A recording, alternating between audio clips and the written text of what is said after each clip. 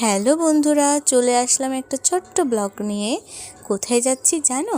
গতকালকে অষ্টমীর জন্য মা গঙ্গা মন্দিরে গিয়েছিলাম। আজকে তো অষ্টমী, তোমরা সবাই জানো। কে কে অষ্টমীতে স্নান করেছে অবশ্যই বলো।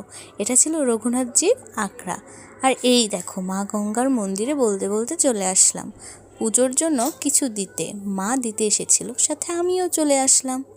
তো মা গঙ্গার মন্দিরে মাকে কিছু দিয়ে পুজোর জন্য এখন চলে আসলাম দুর্গাবাড়িতে। দুর্গাবাড়িতে তীর্থযাত্রীরাও অনেক অনেক এসেছিল, অনেক অনেক ভিড়। প্লাস দুর্গাবাড়িতে ছিল বাসন্তী পূজা। বাসন্তী পূজা তো তোমরা জানোই, গতকালকে ছিল সপ্তমীর দিন।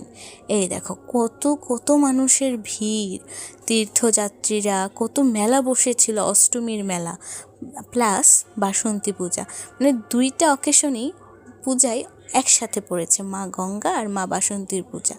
তো দেখো কত কত মেলা বসেছে দুর্গাবাড়িতে, অনেক অনেক মেলা বসেছে। আজকে তো আরও বেশি মেলা বসবে, তা তো তোমরা জানো। এই দেখো মা বাসন্তী, অবশ্যই নমস্কার করো, নমস্কার করতে ভুলো না।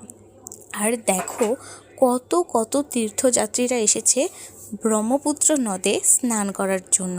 আমরাও গিয়েছিলাম। তোমরা কে কে আজকে স্নান করতে গিয়েছো অবশ্যই কমেন্টে জানিও। বাই।